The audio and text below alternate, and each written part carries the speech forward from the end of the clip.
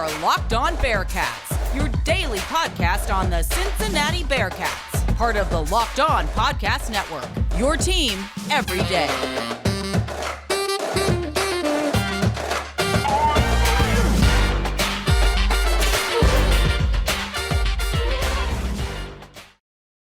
All right, thank you so much for making Locked On Bearcats your first listen every day. We're free and available everywhere you get your podcasts and on YouTube. Don't forget to subscribe to our Locked On Bearcats YouTube channel. Follow it too to get an alert every time we drop a new episode. My name is Alex Frank, your host each and every day here on Locked On Bearcats. We are part of the Locked On Podcast Network, your team every day. Our thoughts and prayers today continue to remain with Buffalo Bills defensive back Damar Hamlin and his family. He is still in critical condition in the ICU at UC Medical Center. So today we are going to get back to talking about Bearcats athletics, but just again, understand that there is something much bigger than sports going on right now, right here in our city, in Cincinnati, at the University of Cincinnati.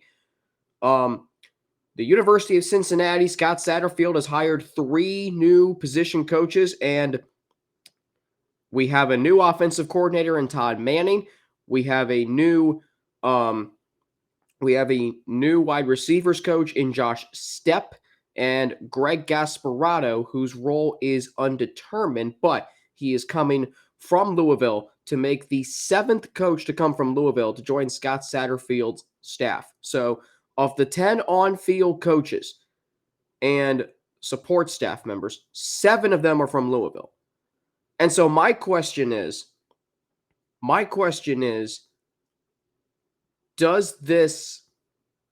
is this going to make Cincinnati still a top 25 program perennially? Because Louisville was not a perennial top 25 team. They crashed the party this year, and that's great. But they weren't consistently in the top 25. The Bearcats are a program that has been a top 25 perennial for the last 4 years. They need to stay there. And so I'm wondering, is this good that a lot of staffers from Louisville are coming? The offensive coordinator is not. I like that because I like branching out. Todd Manning is coming from Iowa State. He was their offensive coordinator. He was their offensive line coach for the last few years. He also spent time with the Indianapolis Colts, was a tight ends coach in 2018. And that was a good tight end room. That tight end room had Jack Doyle. I believe it had Eric Ebron. That Colts team went to the playoffs with a 10-6 record after starting 1-5. That was a really good Colts team. So there's hope here that Todd Manning, with what he's going to bring, Russ Helbin brought it up today on All Bearcats, a wide zone run scheme. This program needs that. It had that under Luke Fickell. Especially, you need a wide zone run scheme so you don't have to run up the middle every time. Especially when you consider that now you're losing Lorenz Metz potentially to the NFL draft. There's only one starter returning on the offensive line right now, and that's Gavin Gerhardt. This is a program that is in a rebuild, but I like where they're going with this hire with Todd Manning. The question is, do the Louisville staffers make this staff good? And can they, with the talent that is on this roster and the talent that they are going to accrue through the transfer portal, can this roster compete in the Big 12? The answer is I don't know. But what I do know is Tom Manning is going to bring, I think, an element of physicality to the run game. I think he's going to be able to recruit some offensive linemen in the transfer portal. I think this is a good first step in rebuilding a much-needed position on this team. Josh Stepp, coming over from Louisville, was the offensive coordinator in the Fenway Bowl. Spent 5 seasons at Georgia State as the tight ends coach. Records in scoring, touchdowns, total offense, and rushing offense were set. So that's encouraging. He's going to be the new tight ends coach. Another position that you have someone who has prospered over the years in Shimon Mateer, but you're losing 2 hallmarks of your program in Josh Wiley and Leonard Taylor. I then think about Todd Manning. You know, his offense prior to last year's offense wasn't very good, but in 2019 through 2021, they were top 43 in scoring, top 25 in rushing yards the last 3 years. top assistant coach nominee for the Art Broyles Award in 2019 and 2020. So there is potential there. All right. Greg Gasparotto, new role not available, was the outside linebackers coach this past season. Matched the school record with 50 sacks this year, Louisville. Joined Army in 2020 as the co-defensive coordinator. That team, who the Bearcats played in the second game of the season, you might remember that game. The Bearcats had to fight tooth and nail to score 24 points and claw their way to a 24-10 win in a top 25 matchup. Army only allowed 14.8 points per game that year. And the Bearcats had to move the ball very methodically in that game, and they only had one really big play, and that was the 60-yard touchdown pass to Jared Dokes on a little wheel route. So there is potential here with Todd Manning. I like the hire. I like going into the Big 12, someone who's familiar with the conference that the Bearcats are going to step into. But I just am concerned, and I guess my question is, the Louisville staffers, guys like Josh Stepp and Greg Gasparotto, is that going to make this program competitive next year in their first season in the Big 12? I think Louisville was competitive. I thought they played Clemson really tough last year, who won the ACC. I think that, with Gasparotto, you're going to, see some things that you're familiar with the Bearcats as far as getting after the quarterback, which they did a really good job at in 2021, and the Black Cats defense. Now, it's going to be up to Brian Brown, defensive coordinator. But if you're concerned about, I think we're going to see just how good and competitive that Louisville coaching staff was and regime with Scott Satterfield, because you got 7 members coming. But do I like Todd Manning? Yes. Do I like Josh Stepp? Yes. Do I like Greg Gasparotto? Yes. So on-field staff pretty much assembled. Roles aren't clearly 100% clearly defined just yet, but at the same time, there is room. But at the same time, there is a belief that this is going in a positive direction. And you've got your offensive coordinator on January 4th. The season doesn't start for another 8 months. You're fine. Again, you may be still skeptical about Scott Satterfield. I'm not saying just throw this era out the window. No, I'm saying that there's still plenty of time to get this right and field a competitive football team, which I believe this program will do that. All right, so coming up, I teased it yesterday. There are 2 things that I noticed this past weekend that could spell rough life for the Bearcats into the Big 12. I'll explain what that is after I tell you how this episode of Locked On Bearcats is brought to you by BetOnline. BetOnline.net is your number one source for sports betting info, stats, news, and analysis. Get the latest odds and trends for every professional and amateur league out there. From pro football to college bowl season to basketball and the World Cup, we've got it all at betonline.net. And if you love sports podcasts, you can even find those at BetOnline as well. We're always the fastest and easiest way to get your betting info. Head to the website today or use your mobile device to learn more. BetOnline, where the game starts.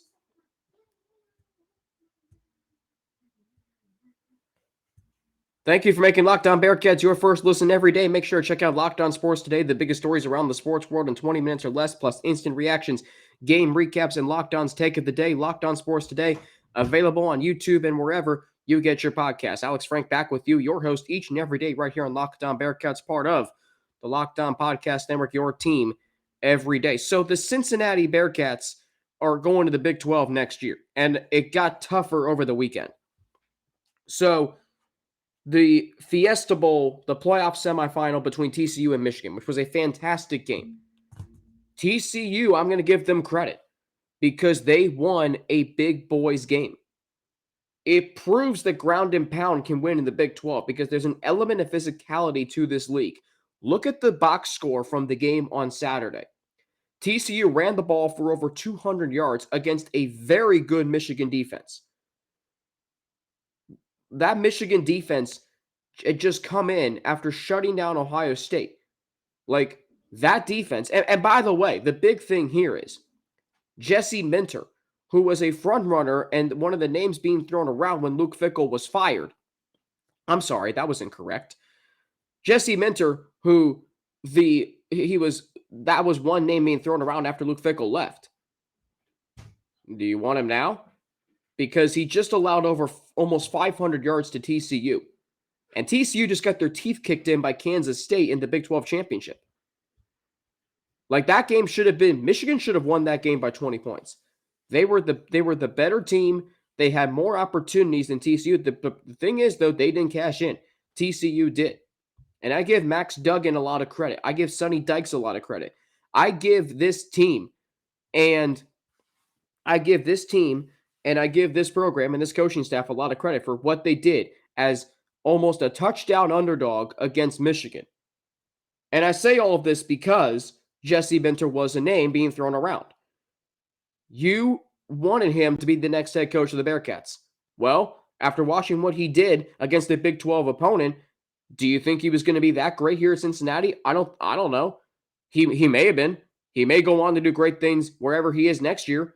But all I'm saying is the Bearcats did go after an offensive-minded head coach. And in the Big 12, you need that. And especially after TCU, a Big 12 team, and the Big 12 had never had a team win a playoff game prior to Saturday. And now they have a team who's playing for a national championship on Monday night. So I look at this and I say that if Jesse Minter couldn't stop a Big 12 offense on Saturday, what was he going to do when he was going to go up against them 9 out of 12 weeks during the season?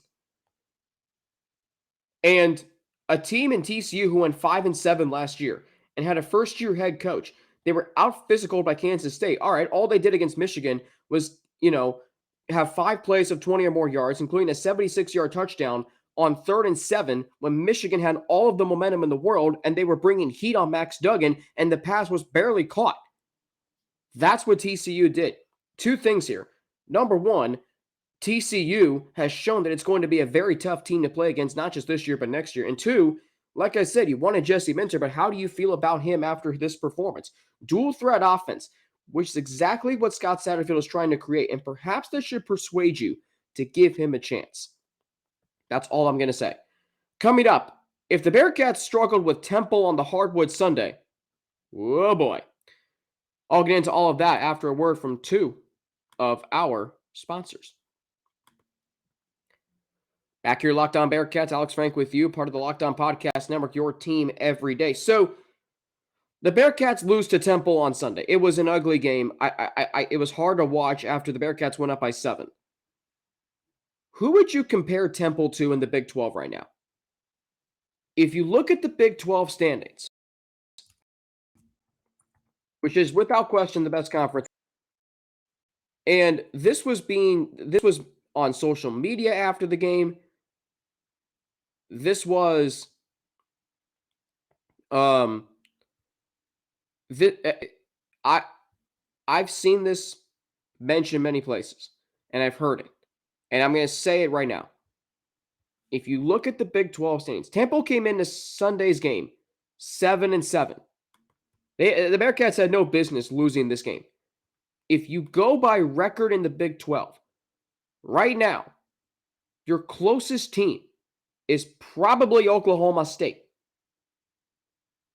Well, as Josh Neighbors alluded to last week, and as I'm going to say here right now, you're telling me that it's going to be easier to play Oklahoma State on a Tuesday night in what's actually going to be a full arena. And if this Bearcats team can't beat Temple on the road, and yes, Temple's a solid team. They've got 2 good scorers. Khalif Battle is an elite scorer in the American Athletic Conference. The Bearcats will see him again on February 22nd.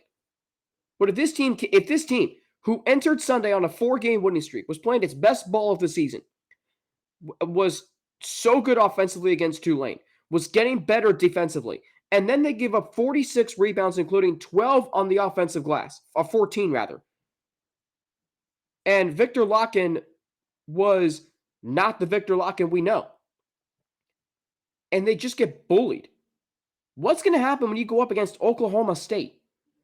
Ask yourself that question. Because your off games in the Big 12 Conference are going to be Oklahoma State, Oklahoma, once, and then they're going to leave. Like, I'm here to tell you, if this team can't beat Temple, what's going to happen? I mean, could they beat UCF and BYU right now? I mean, to watch this team get out-muscled by a Temple team they used to own. When the Bearcats played Temple, they used to own them. Yes, they played a lot of close games. In my time at Cincinnati, they played several close games. But you know what they didn't do against Temple during my time there? They never lost to Temple. Never did. Swept them in 2018.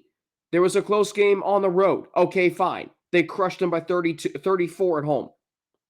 2019, they come back from down 14. They out-rebound Temple like 47-22. 2020, they escaped Temple twice. Okay, that team maybe wasn't as talented as Mick Cronin's teams, but it sure had alphas in Jaron Cumberland and Trey Scott. Even in 2021, they escaped by the skin of their teeth in 2 games. Guys, I'm here to tell you, those days are not here right now. Wes Miller's 0-3 against Temple.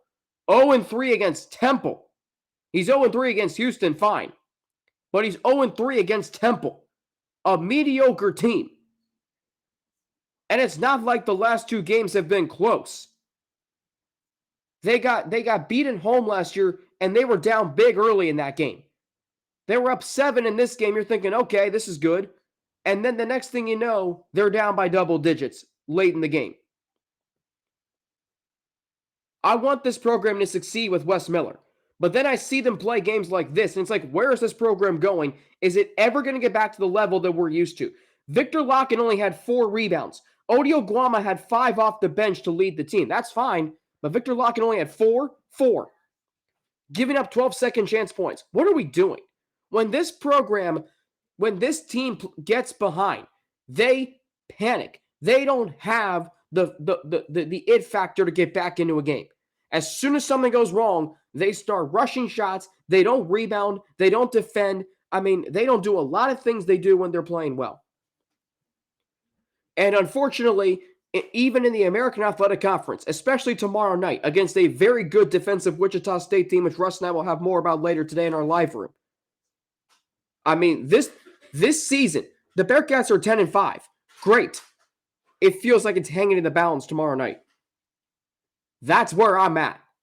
Because right now, this program is simply not good enough to even best Temple, let alone Houston or Memphis. If they had gone on the road and won this game by, let's say, 3 points, okay, you're feeling pretty good. They were out-rebounded by 18. When has that ever happened? If that ever happened under a Mick Cronin team, all right, they were going to get their asses chewed in that game. My goodness, where is this program at right now? I still think this team can be pretty good. I want them to succeed under Wes Miller because I believe in what he's saying. But you go out and put up a clunker like this, and Wes Miller was very adamant on the postgame show on 700 WLW on Sunday, when he said that there may be some lineup changes. I mean, he sounded like he was very upset about his team's performance, and rightfully so. 46-28 on the rebounds. Just think about that. Coming up later today, you can join me and Russ Hellman in our live room. Coming up tomorrow, the podcast form, and then Friday we'll recap the Bearcats' performance at Wichita State. We'll round out the week Bearcats football. We'll take a look at who the Bearcats still need to hire on the coaching staff, if anybody, players in the transfer portal, and so much more to get to. Thanks for making Locked On Bearcats your first listen every day. Now make Locked On Sports Today your second listen. Peter Bukowski brings you the biggest stories from around the sports world in 20 minutes. Get the analysis and opinions before anyone else with our local and national experts and insiders. Locked On Sports Today podcast is available on YouTube and wherever you get your podcasts. I'm on Twitter at Frankie_Natty with 2 N's and an ATI. I'm on Instagram, AlexFrankNat_, and email at alex3frank@gmail.com. And for Locked On Bearcats, my name's Alex Frank. Have a great rest of your day. Please keep DeMar Hamlin and his family in your thoughts and prayers, as I am, as my family is, and as all of you are as well. And especially all of us here at Locked On Bearcats and all Bearcats. We are part of the Locked On Podcast Network, your team every day.